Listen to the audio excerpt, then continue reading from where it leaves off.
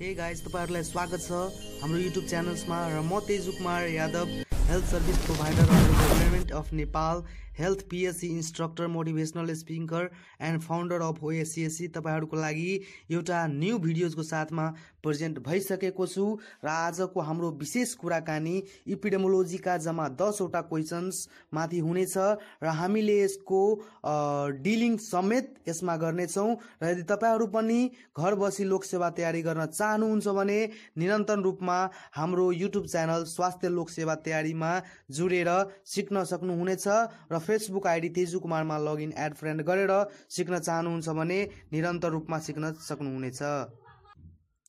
Question number 1, एपिडेमिकको समयमा इन्भेस्टिगेटरको कन्ट्याक्टमा आएको पहिलो बिरामीलाई के भनिन्छ? एकचोटि अझै, एपिडेमिकको समयमा इन्भेस्टिगेटरको कन्ट्याक्टमा आएको पहिलो बिरामीलाई के भनिन्छ? अप्सनमा रहेको छ primary case, B option secondary case, option number C index case र अप्सन नम्बर डी मा रहेको छ इन्सिडेन्स केस। यसको सही जवाब रहेको छ option number C index case. Index case भन्नाले कुनै पनि एपिडेमिकमा जब बाहिरबाट एउटा सर्च टिम आउने गर्दछ, इन्भेस्टिगेटर टिम जुन आउने गर्दछ, त्यसको कन्ट्याक्टमा पहिला जो बिरामी आउने गर्दछ त्यसलाई इन्डेक्स केस भन्छ र अर्को चाहिँ प्राइमरी केस। प्राइमरी केस भनेको एपिडेमिकको समयमा, महामारीको समयमा जो व्यक्ति चाहिँ फर्स्ट चोटि एफेक्टेड हुन्छ, फर्स्ट टाइम फर्स्ट पर्सन जुन हुन्छ एफेक्टेड भएको, त्यसलाई चाहिँ प्राइमरी केस भन्छ र सेकेन्डरी केस भनेको प्राइमरी केसबाट डेभलप गरेको एउटा नयाँ केसलाई चाहिँ सेकेन्डरी केस भन्छ र सेकेन्डरी केस इन्ड केस हो एपिडेमिकको। र अर्को अप्सन रहेको छ इन्सिडेन्स केस। इन्सिडेन्स केस भनेको नयाँ बिरामी कुनै पनि संस्थामा या त कुनै पनि स्वास्थ्य संस्थामा पहिलो चोटि दर्ता भएको बिरामी न्यू केसलाई चाहिँ इन्सिडेन्स केस भन्ने गर्दछ। अब क्वेशन्स नम्बर 2। क्वेशन्स नम्बर 2 मा रहेको छ डिजिज एजेन्टलाई पूर्ण रूपमा यो युनिभर्सबाट हटाउनुलाई के भनिन्छ? डिजिज एजेन्टलाई पूर्ण रूपमा कट आउट बाई रुट गर्नु नै डिजिज इराडिकेसन हो र डिजिज इराडिकेसन भनेको डिजिज एजेन्टलाई यो संसारैबाट हटाइदिने हो र यसले कुनै पनि किसिमको हामीलाई प्रभाव पार्न सक्दैन र यो समस्या चाहिँ समाजको लागि, कम्युनिटीको लागि बन्दैनन्। अर्को अप्सन्समा रहेको छ डिजिज इलिमिनेसन। डिजिज इलिमिनेसन भन्नाले कुनै पनि ट्रान्समिसन जुन भइराखेको छ रोग, त्यसलाई कम्प्लिट रूपमा रोकिदिनु, complete interruptions of transmission of the disease, that is disease elimination. Disease elimination जहिले पनि जति मोड अफ ट्रान्समिसन भइराखेको छ त्यसलाई कम्प्लिट रूपमा इन्टरप्ट गरिदिन्छ जुन पब्लिक हेल्थ प्रब्लम नबनोस्। अर्को अप्सन्स रहेको छ डिजिज कन्ट्रोल। डिजिज कन्ट्रोल भन्नाले जति पनि सर्ने माध्यम छ, सर्ने माध्यमलाई मिनिमाइज गरिदिनु नै डिजिज कन्ट्रोल हो र डिजिज कन्ट्रोल यदि भइगयो भने हाम्रो लागि यो पब्लिक हेल्थ प्रब्लम चाहिँ बन्दैनन्। Questions number 3, father of epidemiology. Options A मा रहेको छ जोन स्नो, बी मा रहेको छ हिपोक्रेट्स, सी मा कोलेरा र डी मा चाहिँ सुश्रुता। एपिडेमोलोजीको फादर भनेर जोन स्नोलाई भन्छ र पब्लिक हेल्थको फादर भनेको कोलेरा हो र मेडिसिन्सको फादर भनेको हिपोक्रेट्स हुन्छन् र त्यसैले यहाँ एपिडेमोलोजीको फादरको सही एन्सर चाहिँ जोन स्नो। अब क्वेशन्स नम्बर 4 मा रहेको छ hospital acquired infection is termed as. Hospital acquired infection is termed as. Option A मा रहेको छ नोजोकोमियल इन्फेक्सन्स, बी मा रहेको छ हाइड्रोजेनिक इन्फेक्सन्स, सी मा रहेको छ अपर्चुनिस्टिक इन्फेक्सन्स र डी मा रहेको छ इपिजोटिक। हस्पिटल एक्वायर्ड इन्फेक्सन्सलाई नोजोकोमियल इन्फेक्सन भनिन्छ। हस्पिटलको लापरवाहीको कारणले यदि इन्फेक्सन्स एक व्यक्तिबाट अर्को व्यक्तिमा सर्छ भने द्याट इज नोजोकोमियल इन्फेक्सन। इक्जाम्पलको लागि सर्जिकल वुन्ड यदि इन्फेक्सन्स हुन्छ भने द्याट इज नोजोकोमियल इन्फेक्सन्स। र अर्को अप्सनमा दिएको छ आइट्रोजेनिक इन्फेक्सन। आइट्रोजेनिक इन्फेक्सन भनेको डाक्टर या त स्वास्थ्य कर्मीको लापरवाहीको कारणले यदि कुनै पनि रोगको ट्रान्समिसन एक व्यक्तिबाट अर्को व्यक्तिमा भइराखेको छ भने त्यसलाई एट्रोजेनिक इन्फेक्सन्स भनिन्छ। अपर्चुनिस्टिक इन्फेक्सन्स, हाम्रो शरीरको इम्युनिटी पावर रोगसँग लड्ने क्षमता कम भइसकेपछि यदि अर्को रोगको कारणले हाम्रो शरीरमा इन्फेक्सन एक्वायर्ड हुन्छ भने त्यसलाई अपर्चुनिस्टिक इन्फेक्सन भनिन्छ।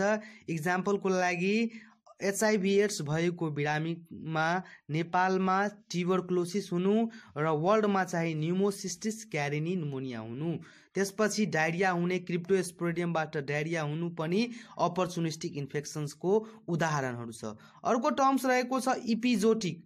कुनै पनि रोग चाहिँ जनावरहरूमा महामारीको फर्म लिन्छ भने त्यसलाई इपिजोटिक भनिन्छ। अब क्वेशन्स नम्बर 5 मा रहेको छ जर्म थ्योरी अफ डिजिज कसले प्रतिपादन गरेको छ?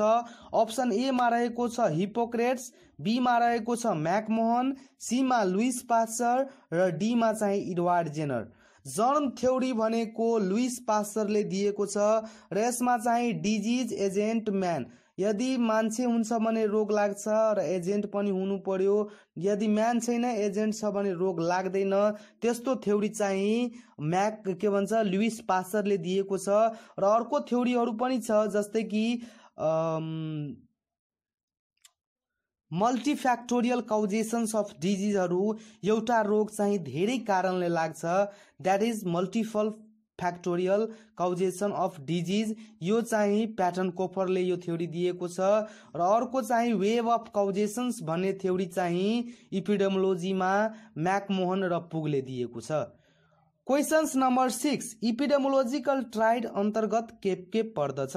इपिडेमोलोजिकल ट्राइड अन्तर्गत एजेन्ट, होस्ट र इन्भाइरोमेन्ट पर्दछ। एजेन्ट, होस्ट र इन्भाइरोमेन्ट, यसमा चाहिँ रोगसँग एकदम सम्बन्धित भनेको होस्ट फ्याक्टर हुन्छ र होस्ट फ्याक्टर रोग लाग्ने बढी सस्पेक्टेबल हुने गर्दछ। त्यसपछि ecology, study about environment, that is called ecology. अब क्वेशन्स नम्बर 7 मा रहेको छ फिजियोथेरापी कुन लेभलको प्रिभेन्सन्स हो? अस्ति हामीले प्रिभेन्सन्स टपिकको बारेमा छलफल गरेकै थियौँ र फिजियोथेरापी चाहिँ टर्सियरी प्रिभेन्सन्स हो। र जस्तै इक्जाम्पलको लागि chemoprophylaxis primary preventions, chemotherapy primary secondary preventions, physiotherapy that is tertiary prevention. Disability लिमिटेसन्सहरू, रिहेबिलिटेसनहरू पनि टर्सियरी प्रिभेन्सन्सका उदाहरणहरू छन्। त्यसपछि कुनै पनि रोगको ल्याब डायग्नोसिसहरू गर्नु सेकेन्डरी प्रिभेन्सन्सको उदाहरण हो। बच्चैदेखि लाइफस्टाइल चेन्ज गर्नु प्रिमोडियल प्रिभेन्सन्स हो। र अर्को चाहिँ भ्याक्सिनेसन्सहरू लगाउनु प्राइमरीको स्पेसिफिक प्रोटेक्सन अन्तर्गत पर्ने गर्दछ। अब क्वेशन्स नम्बर 8 मा हामी कुरा गर्छौँ इपिडेमोलोजिकल स्टडी कति प्रकारको हुन्छ? अप्सन ए 2 प्रकार, बी 3 प्रकार, सी अप्सन 4 प्रकार, डी अप्सन 5 प्रकार। इपिडेमोलोजिकल स्टडी 2 प्रकारको हुने गर्दछ। एउटा रहेको छ अब्जर्भेसनल स्टडी र अर्को चाहिँ एक्सपेरिमेन्टल स्टडी। यदि लोकसेवाको भ्यूले तपाईलाई सोध्यो भने इपिडेमोलोजिकल स्टडी 2 प्रकारको हुन्छ। 2 प्रकारको यदि दिएको हुँदैन भने हामीले 3 प्रकारको रोज्नु पर्ने हुन्छ, किनभने अब्जर्भेसनल स्टडीलाई 2 भागमा बढेको छ, डिस्क्रिप्टिभ स्टडी र एनालाइटिकल स्टडी। र इपिडेमोलोजिकल स्टडीको सबैभन्दा प्रथम फर्स्ट स्टेप अफ स्टडी भनेको डिस्क्रिप्टिभ स्टडी हो। र एनालाइटिकल स्टडीलाई पनि 4 भागमा विभाजन गरेको छ र एक्सपेरिमेन्टल स्टडीलाई पनि 3 भागमा विभाजन गरिएको छ।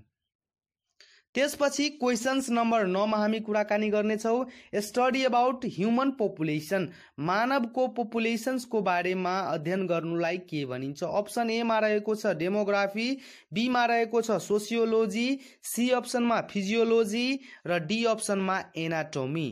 यसको सही जवाब डेमोग्राफी रहेको छ।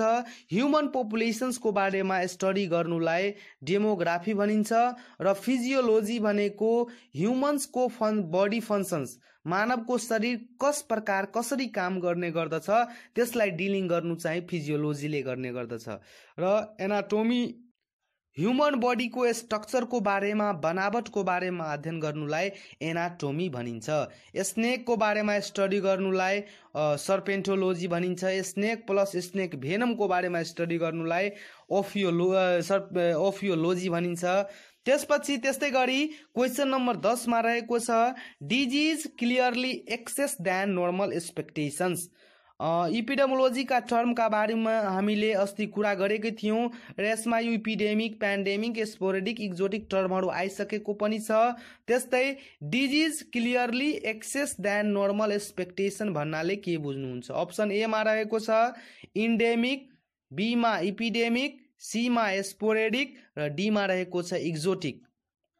त disease clearly excess than normal expectation, हामीले सोचेको भन्दा धेरै, हामीले सोचेका छौँ 0 तर 0 भन्दा पनि एउटा पनि केस भयो भने त्यसलाई के भनिन्छ? त द्याट इज कल्ड इपिडेमिक भनिन्छ।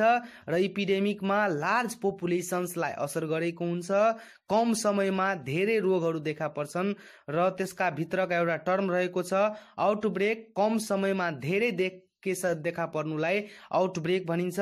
र अहिले कोभिड-19 चाहिँ पेन्डेमिक फर्ममा गइसकेको छ, जुन रोग चाहिँ एक देशबाट अर्को देशमा या त large wide geographical area, large पपुलेसन्सलाई असर गर्छ भने द्याट इज पेन्डेमिक। र पेन्डेमिक चाहिँ अहिले संसारभरि नै कोरोना भाइरस फैलिसकेको छ कोभिड-19, तसर्थ हामीले यसमा विशेष निगरानी राख्नुपर्ने हुन्छ र प्रिभेन्सन्सका उपायहरू अपनाउन एकदम आवश्यक छ। त्यसपछि इन्डेमिक, कुनै पनि रोग हाम्रो समुदायमा निरन्तर रूपमा, कन्स्ट्यान्ट रूपमा, फ्रिक्वेन्टली रूपमा, रेगुलरली रूपमा यदि देखा परिरहने केसहरू छन् भने द्याट इज कल्ड इन्डेमिक्स। त्यसपछि स्पोरेडिक, स्पोरेडिक भन्नाले कहिले काहीँ देखा पर्ने, इनफ्रिक्वेन्टली, हेपाजाडरली रूपमा, अनियमित रूपमा यदि कहिले काहीँ केस देखा पर्यो भने द्याट इज कल्ड स्पोरेडिक। इक्जाम्पलको लागि पोलियोहरू, टेटनसहरू, र्याबिजहरू इक्जाम्पल्स। एक्जोटिक, एक्जोटिक भनेको new disease for our community, कुनै पनि रोग हाम्रो समुदायको लागि यदि नयाँ छ भने, इक्जाम्पल्सको लागि कोभिड-19लाई लिनुहुन्छ भने यदि फर्स्टैचोटि कुनै पनि देशमा नयाँ रोगको यदि आएको छ भने त्यसलाई हामी एक्जोटिक भन्न सक्छौँ, न्यू डिजिज फर कम्युनिटी। हस्, धन्यवाद। आजको लागि यति नै। म यो भिडियो यहीँ अन्त गर्न चाहन्छु र यदि तपाईहरुलाई यो भिडियोज लाइक परेमा लाइक, शेयर एन्ड सब्स्क्राइब गरी र शेयर गरिदिनु होला कि ताकि तपाईको इष्टमित्रहरूले घर बसी पनि अनलाइन लोकसेवा तयारी गर्न सक्नुहुन्छ। हस्, धन्यवाद। हे गाइज, तपाईहरुलाई स्वागत छ हाम्रो युट्युब च्यानल्समा र म तेजु कुमार यादव।